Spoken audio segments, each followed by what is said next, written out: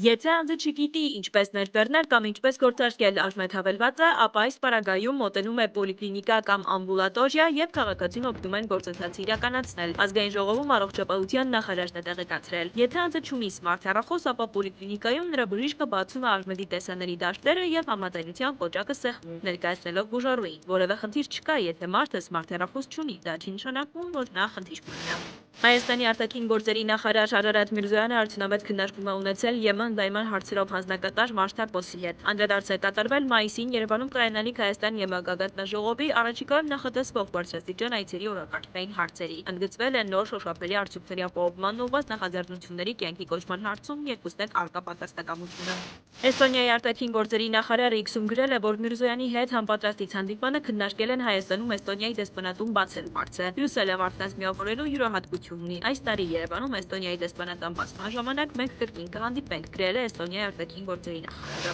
Հայաստանում տնտեսական ակտիվության ցուցանիշը 2025-ի հունվար-դեկտեմբերի ամիսներին նախորդ տարվա նույն ժամանակահատվածի համեմատ աճել է 9.1%, գյուղատնտեսություն 5.6%, արդյունաբերություն 4.7%, շինարարություն 20.2%, առևտուր 3%, ծառայություններ 10.5%։